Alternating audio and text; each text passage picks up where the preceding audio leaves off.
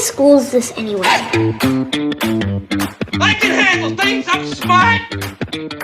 But have you considered that he might just be that good? Not this good. Welcome to the Mr. IQ podcast. Here's your host, Cip Franklin. So the Earth is pretty big, 24,000 miles at the equator, and it seems even bigger when you're stuck in traffic. So the idea that people so small you can't even see us from airplanes could possibly have an effect on the climate or the atmosphere seemed pretty far-fetched, right? We were incapable of changing the Earth, or so we thought. Then came the ozone layer.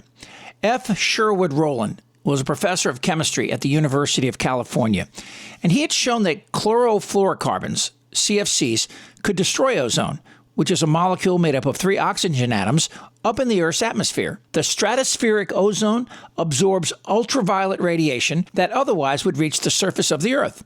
Now, at the time, CFCs were in wide use in refrigerators and air conditioning and aerosol spray cans. The compounds, though, are essentially non-toxic and made them perfect for these applications. Now, these same characteristics, however, also made them a danger to us and to life on Earth. By the early 1970s, CFCs were in widespread use, and the production of the compounds had reached 1 million tons per year worldwide. So the scientific community was receiving quite a bit of pushback, as you can imagine, from industries who greatly relied on its production. In 1985, British scientists changed the way the world viewed the crisis, however, when they published an article in Nature that revealed the stratospheric ozone over Antarctica had been reduced by 40%. And that's really significant. See, because ozone is a natural sunscreen. It absorbs and blocks the majority of the sun's UV radiation. Without ozone, all of the radiation would reach Earth, damaging the DNA of plants and animals and humans. Without plants, the food chain would collapse, and the rest isn't very good. Humans, for the first time, realized their actions could affect the environment on a planetary scale. The other climate crisis that we're experiencing today has been predicted for nearly a century. The idea that carbon in the atmosphere can trap the Earth's heat and cause the polar caps to melt and the ocean levels to rise. And with that, an assorted array of very problematic consequences. You might remember An Inconvenient Truth. It's a 2006 documentary film starring Al Gore, the former vice president, and it chronicles his crusade to alert the public to an increasing planetary emergency due to global warming. The assumption is something like this: the Earth is so big, we can't possibly have any lasting harmful impact on the Earth's environment. And maybe that was true at one time, but it's not anymore. And one of the reasons it's not true anymore is that the most vulnerable part of the Earth's ecological system is the atmosphere. Vulnerable because it's so thin. My friend, the late Carl Sagan, used to say, if you had a big globe with a coat of varnish on it, the thickness of that varnish relative to that globe is pretty much the same as the thickness of the Earth's atmosphere compared to the Earth itself. And it's thin enough that we are capable of changing its composition. That brings up the basic science of global warming, and I'm not going to spend a lot of time on this because you know it well. The sun's radiation comes in the form of light waves, and that heats up the Earth, and then some of the radiation that is absorbed and warms the Earth is re-radiated back into space in the form of infrared radiation. And some of the outgoing infrared radiation is trapped by this layer of atmosphere and held inside the atmosphere. And that's a good thing because it keeps the temperature of the Earth within certain boundaries, keeps it relatively constant and livable. But the problem is this thin layer of atmosphere is being thickened by all of the global warming pollution that's being put up there. And what that does is it thickens this layer of atmosphere. More of the outgoing infrared is trapped. Michael Mann is an atmospheric scientist at Penn State. He's also a member of the National Academy of Sciences and a recipient of the Tyler Prize for Environmental Achievement, which is basically the Nobel Prize for environmental research. His latest book is The New Climate War, and it's very good and very frightening. Michael, thanks for your time. Let's start off with a simple question. What's the greatest obstacle we face in getting the world to respond to this crisis? The premise of the book is that, no longer is our main challenge acceptance of the scientific evidence, because it's just plain as daylight now. It's too obvious to the person on the street for anybody to credibly deny. So we're sort of past outright denial of climate change. But we do have these other obstacles. Perhaps the most significant of them, in my view, is this idea that it's too late to do anything about the problem, that we're sort of past the point of no return and we might as well give up, because that's just as disabling as outright denial. Sure. It doesn't matter whether you deny the reality of the problem or the ability to do anything about it. It leads you down that same path of inaction. And so in my view, the sort of the doomism and this idea that it's too late to act is probably the primary obstacle we face at this point. Obviously, when the IPCC came out and we found that 97% of scientists said, yeah, there's a problem and a man is contributing to it. Trying to explain this to people, when you have James Inhofe, the senator, coming into the Senate chamber with a snowball talking about climate change, you realize what you're dealing with, right?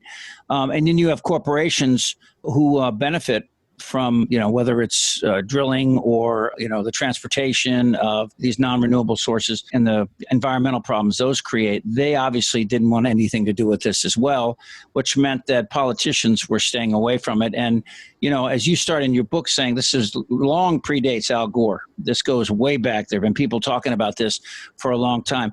When did this first start to happen? Was the Industrial Revolution really the catalyst? Yeah, and climate change, of course, is just part of an array of environmental challenges that we face today. But the climate crisis, there's no question about it. It is tied specifically to the burning of fossil fuels and therefore really to the Industrial Revolution. And that's where we see climate change emerge. That's when we see temperatures start to spike up. And in fact, I'm perhaps best known for the so-called hockey stick curve that my co-authors and I published 2 decades ago, which shows how temperatures have spiked up over the last century and a half as we have been increasing the concentration of carbon pollution in the atmosphere through fossil fuel burning in particular.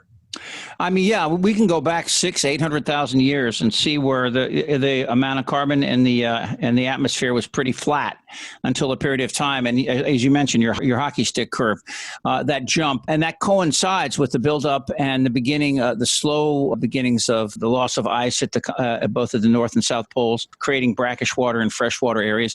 I think the hardest thing for most people to understand here is how this is going to affect not just them, but their kids, their grandkids, because we've seen models before in the past that were off, right? And so people point to those. They love to do that. Inhofe and this guy, Mark Morano, and some of these other guys that have a vested interest, financial interest in denying this. In your opinion, how can we actually see them and point to them and say this will lead to that? Yeah, and in fact, the reality is that in many respects, climate scientists like myself, the climate models that we've used to project into the future have been too conservative. So we're now seeing things play out in real time that are ahead of where we expected them to be. The critics, the Inhofes and the Moranos of the world would like you to think that uncertainty in the science is a reason for inaction, is a cause not to do anything. But it's just the opposite. If anything, we have underestimated the rate at which many of these changes are taking place, the rate at which the ice sheets are now beginning to collapse, contributing to sea level rise earlier than we expected. The extreme weather events that we're seeing around the world that really go beyond what our models predicted we would be seeing at this point. So if anything, we've been too conservative. Climate scientists and climate models have been too conservative.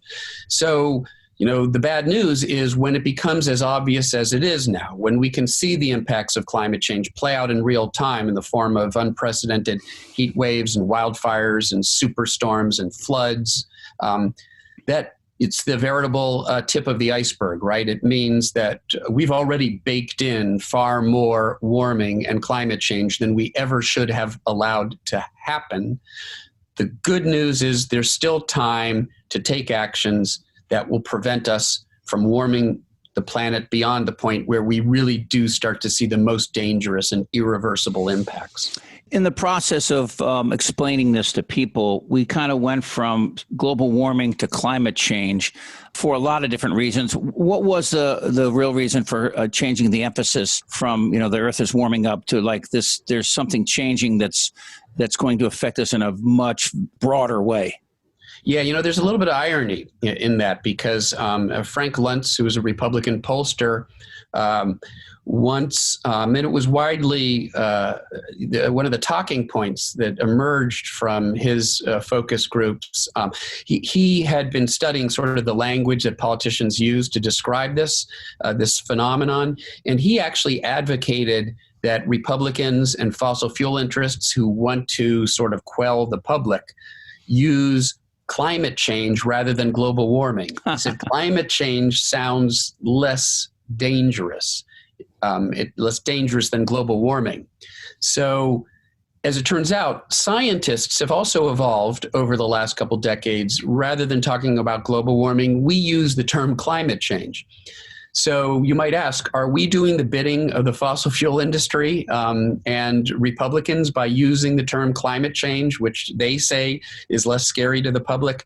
No, scientists use the terminology that's appropriate and recognize global warming is just one attribute of a larger phenomenon we call climate change, because not just is the planet warming up as we continue to pump carbon pollution into the atmosphere, but the ice sheets are melting, sea level is rising, rainfall and drought patterns are shifting, more extreme weather events, more damaging hurricanes, extreme weather events like wildfires and floods. So there are all of these attributes that collectively comprise what we call climate change, and global warming, the warming of the surface, is just one of those attributes. So it's a more comprehensive description, and that's why scientists like myself, we prefer to use the term climate change. But it's just the opposite of what the critics claim. The critics say, they changed their language because they want to scare the public. No, if anything, the language that we've adopted is, according to Republican pollsters, less scary to the public, but we still use climate change because it's the correct scientific description. That having been said, I'll add one more point. In some contexts, when we're talking about the impacts and the threat and the risks, increasingly you do hear climate communicators and climate scientists refer to the climate crisis, the climate emergency. That's the threat and the risks associated with climate change. But the scientific phenomenon, that's climate change. Yeah, it fascinates me when you go through and try to explain to people, and you can tell me if I'm wrong here. I've read just enough to be dangerous, but I remember reading where like for 5 or 6 days in a row, it was actually warmer in Louisville, Kentucky in January than it was in Juneau, Alaska. And that can't be right. The point is like people were explaining about a thing called a polar vortex. How is that an indication that there's a severe climate crisis going on right now? Yeah, so the polar vortex is this pattern that is part of the climate system. It's not created by climate change. You tend to have this band of very strong westerly winds from the west. We feel them blowing across the United States in the winter as the jet stream crosses from California to New York. And so weather patterns travel from west to east. And that's associated with a very strong band of winds that encircles the planet. And it's associated with a sort of pattern in the atmosphere where there's high pressure in the Arctic and there's low atmospheric pressure near the surface in mid-latitudes, and the winds follow those pressure contours around and around, and it creates that very strong band of westerly winds I talked about. And those strong winds sort of confine the cold air, or tend to confine the cold air to the Arctic. They sort of keep it bottled up. The stronger those winds, the stronger the cold air is bottled up. Well, one thing that global warming and climate change is doing, it's melting the sea ice in the Arctic. It's warming the Arctic faster than the rest of the planet. You melt away ice, the Arctic Ocean can absorb more sunlight, so it warms up even faster. It's a vicious cycle, and it leads to more warming in the Arctic than over the rest of the planet. Well, that actually decreases the temperature contrast from the cold Arctic to the warmer subtropics. The less that temperature contrast, the weaker the winds. The weaker the winds, the less able they are to bottle up the cold air. So ironically, as the Arctic warms up faster than the rest of the planet, that sort of bottleneck begins to collapse, and it's easier for those very frigid cold air masses in the Arctic to every once in a while just sort of fall down into North America because they're no longer confined by that strong vortex. The jet stream is much more wobbly, and those air masses are much more likely to leak out into where we live in the mid latitudes.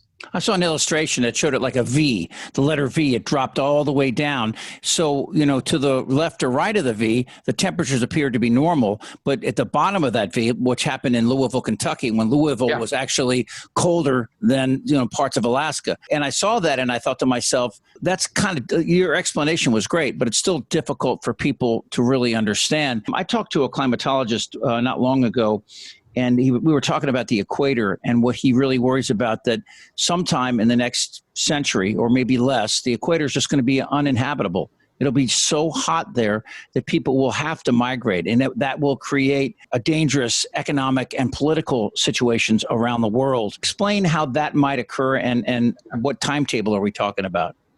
No, that's right. And so the reality is that even though the Arctic is warming faster than the subtropics and the tropics are already really warm.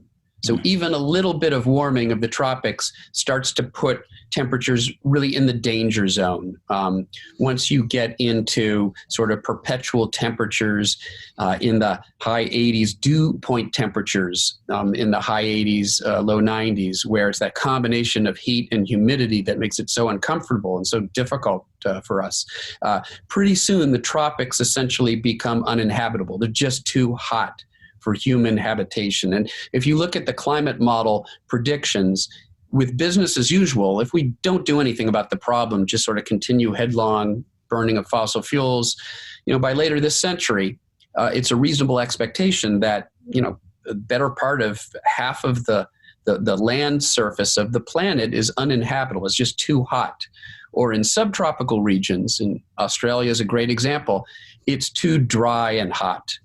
That combination of hot and dry that gives you massive bushfires, or in California, the West Coast wildfires like we've seen in recent summers. So you really start to look at a situation where larger and larger parts of the planet are essentially becoming uninhabitable, global population continuing on, 7-8 billion people competing for less space, less food, less water. If that sounds like the prescription for a post-apocalyptic Hollywood-type dystopian movie, it's because that's a possible future. It could look like the dystopian futures of Hollywood if we don't act on this problem. As we speak right now, obviously, we're still trying to deal with SARS-CoV-2 virus, but we're hearing about the possibility of other viruses in other parts of the world, in wet markets. How much is climate change playing into that scenario? So that's pretty speculative. There are some scientists who think that climate change is helping create the conditions that are conducive to, again, these novel diseases that have been confined to exotic animals that we rarely come into contact with. Perhaps more immediate and also a cause of climate change, deforestation, for example. The destruction of rainforests. That's contributing to carbon emissions, so it's contributing to the climate change problem. But there's a direct link between the destruction of habitats, rainforests, and the fact that some of these exotic creatures are starting to leave their comfort zone. They're more likely to come into contact with human beings. And so I think what one can say with some degree of confidence is the same environmental degradation that contributes to global warming and climate change is contributing to problems like the COVID-19 pandemic. And it speaks to the greater challenge, right? It's not just climate change. It's about us finding a way to live sustainably on this planet. And there's probably scenarios, too, that we haven't even thought of. Obviously, you're talking about mass migrations of people, and the socioeconomic and political ramifications of that are it's hard to fathom. We saw with this past president how he dealt with people just trying to leave Central America from situations that our military had created over the last 50 years, how that was politically turned, and that could easily happen again. Let me ask you about permafrost and actually how much carbon parts per million we're dealing with now, and the fear of if the permafrost melts and what could happen. Yeah, so this is something I talk about in the book. It's the basis for a lot of mythology, climate mythology. So, a lot of the bad science traditionally has been on sort of the right side of our political spectrum. Climate change deniers, advocating for fossil fuel interests, Republicans primarily, who, are in the pay of fossil fuel, Republican politicians who've been in the pay of fossil fuel interests. The anti-science and the myths have come in the past largely from the right side of our spectrum, but that's changed a little bit in that there's also some bad science that now fuels sort of what I alluded to before, the sort of doomism that we see coming from some environmental progressives. This idea that it's too late to do something. There's one fairly well-known climate figure, sort of a cult figure in the doomism community, who has insisted that climate change, we are already now on the path towards runaway warming. We can't do anything about it, and we and all other life on Earth will be extinct in 10 years. Well, actually, he said that like 5 years ago, so I guess it's 5 years now. And that's not helpful because for the reasons I said before, it sort of potentially leads to disengagement. Well, let me jump in and say what I read, and you can answer that. Yeah. Well, the parts per million is what 400 about 412 or so. Okay, parts per million. Very seasonally, but it's right. And 250 years ago, it was a lot less. About 280. Yeah. Okay. All right. So this person I read said if the permafrost should melt, so much carbon would be released that it could be in my lifetime. We could see 1,200 parts per million, which doesn't sound good at all. To me, that sounds like the end of the world. So you're saying that this permafrost that's there and the carbon that's under there, this may not be entirely accurate? Yeah, so I'm just about to get to that exact issue. That's so these doom, almost to a person, these doomist narratives that we encounter are almost always premised on the scenario you just described, this idea of runaway warming tied to methane that's trapped in the permafrost that will be mobilized, released with warming. Like a lot of these things, there's a grain of truth to it. And there's some evidence for a so-called feedback mechanism where you melt the permafrost, some of that methane escapes into the atmosphere. Methane's a very potent greenhouse gas, so it causes more warming. It's an amplifying factor, but there's no evidence to support the scenario that it's a runaway warming factor. And if you look at the carbon that scientists who study this, carefully, say could be released from melting permafrost over the next century, it's a fraction of the carbon that we are releasing due to fossil fuel emissions, fossil fuel burning. So we need to keep our eyes focused on the prize. The primary contributor here is the carbon we're putting into the atmosphere by fossil fuel burning. And the methane released from permafrost, there's no evidence that can compete in its impact with the warming that we're causing. It can add a little bit, and there are increasingly a number of climate models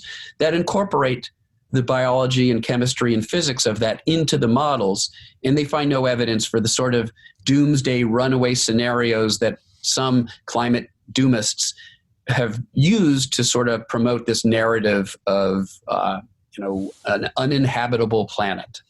I mean, that's important, I think, that we talk about the science of this as much as we can, because obviously there's a lot of vitriol from both sides here. You must get some pushback from people on the left that don't like you saying that and writing about True. that, True. But again, if we're going to get Fortune 500 companies to come on board, and we've seen some of that. We've seen Exxon and Mobil and some others realizing that the future is not in non-renewable. that they have to find another way. They're not moving as fast as we'd like, but they're kicking and screaming, but they're being moved along a little bit. Yeah, right. Yeah, and that's through legislation, but it's mostly through science. How much has changed since the Intergovernmental Panel on Climate Change's report that rocked the world? I think we've changed. I think that the Al Gore and Al Gore's a great guy. I don't know if you've met him before, but he's a really. I know him, and I agree with you. He is a very good person. No question. Good buddy of mine was his college roommate at Harvard, along with Tommy Lee Jones. Lee Jones, absolutely. A friend of mine, a really bright man named Bob Summerby, who was a politico from back east. So I got a chance to meet him a couple times, and I found him to be very sober and very workmanlike about his approach, right? Which I dig, because science should be like that. Yep. Science is, I'm going to tell you this. Well, by the way, let me just throw this in real quick. We're talking to Michael Mann, professor of atmospheric science at Penn State, and his great book called The New Climate War, which we'll get to in a second. So the whole progress of this and making people understand about something that's occurring, we got to battle sunspots, we got to battle people who doubt the data. But back to the IPCC, when they release this, 97% of scientists believe that something's happening. Of course, my first instinct is like that one where they say 3 out of 4 dentists say brush your teeth. I'm like, what's the other dentist saying? What is the hardest part about making this case to the world? Yeah, and so, there are a number of developments you've alluded to. In 1995, the IPCC, with their second assessment report, stated for the first time that there was a discernible human influence on the planet, on the climate. So in 1995, there was now a consensus among the world scientists that we could see the impacts of climate change now playing out. You also allude to some other studies, and they vary. There's one study that says 97% of the scientists publishing in the field, concur with the consensus that climate change is real and human caused. There are other studies that show it's 100%. It depends on how you determine, what qualifies for peer-reviewed literature. Just a commentary, or does it have to be an article that was independently reviewed by scientists? And so there are different types of scientific literature, and you can use different search terms. Naomi Oreskes, who's a colleague of mine, who's written quite a bit about sort of climate change denialism, The Merchants of Doubt, book that she co-authored some years ago, did a study where, she found it was every single article concurred with the consensus in the peer-reviewed literature. There are a handful, now I wouldn't really even call them publishing scientists, but there are a handful of individuals with scientific credentials who still continue to operate as essentially advocates for the fossil fuel industry. So they're not really playing the role of the impartial scientist, but really they're involved in advocacy, often paid advocacy for the fossil fuel industry. And those are some of the talking heads that you'll see on Fox News who insist that climate change is a hoax, it's not real. They're not really legitimate scientists anymore. Sure. So, a Socratic examination of what they're saying would reveal that they're leaving a lot out, to say the least, right? Leaving a lot out at the best, or simply leaving a lot in that's simply wrong, right. At the worst. And we live in this era of sound bites, right? And social media has both helped and hurt the cause, right? I think helped more than anything. It allows us to see, glaciers melting and falling in, and hear stories about the change in temperatures and what that means. And especially down in Australia, the water temperature surrounding the continent is increasingly worrisome to everyone down there. They've got tropical fish now off the coast of Sydney, Australia. It's crazy. You call this the new climate war. War's a strong word. And obviously, we have to get people's attention. But back to the first point, or the point we made earlier about, the permafrost, we have to do it in a very strong yet empirical approach to this. And science is slow. How do we make this presentation to the world in a way that gets their attention? Can we do it economically? Is that the best way to say we're going to save you money? That seems to work most of the time. Well, I don't think there's any one message that's ideally suited to all audiences. So to some extent, it's about sort of knowing your audience and what are the messages that are true to the science, not rhetoric, not propaganda, but what are the messages that are grounded in the science that are perhaps most relevant to the audience that I'm speaking to? And, if you're speaking to conservative audiences, you might want to talk more about the jobs. You might want to talk more about the national security implications of climate change. Climate change is now viewed by our national security community as one of the great threat multipliers. Why?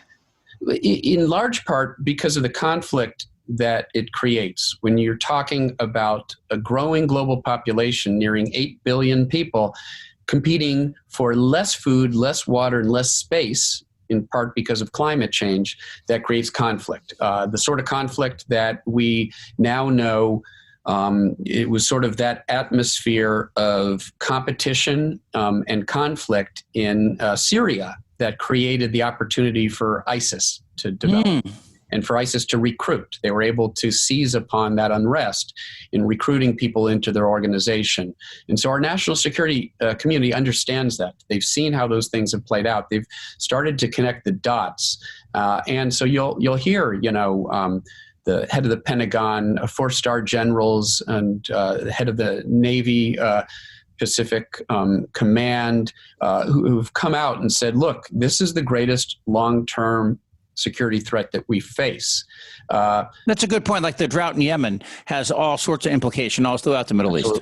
Yeah, absolutely. And, you can make about jobs. And I thought Joe Biden has framed it pretty effectively along those lines in the rollout of his executive actions, where first of all, the cost of climate inaction is far greater than the cost of taking action. We saw, more than $100 billion in damage in 2020 in the United States done by extreme weather events made more extreme by climate change. We're from an economic standpoint, it's costing us much more than it would cost to do something about it. And in fact, you can argue doing something about it actually creates more jobs because fossil fuel industry jobs are increasingly automated. The Keystone Pipeline, it's a couple hundred jobs. Renewable energy deployment, we're talking the potential for thousands and thousands of jobs. And so let's talk about jobs, but let's make it an accurate conversation, because if we do, I think it becomes clear pretty quickly that whether it's an economic argument or a security argument, regardless of the direction you come at it, it just makes so much more sense to act on the problem than to ignore it. I look back at the Treaty of Versailles and how it precipitated World War I, and we learned from that and instituted the Marshall Plan. And now our two closest allies, are Japan and Germany. We dropped the ball in Afghanistan, and look what happened. Al-Qaeda went in there, created a training area, and they attacked the United States and probably cost us $5 trillion since 9/11. So you're right. There are opportunities here, and that's a great way to put it. Look, this is a horrible climate crisis. However, there is an opportunity hidden in here. And you're right. That's the best way to explain it to the right.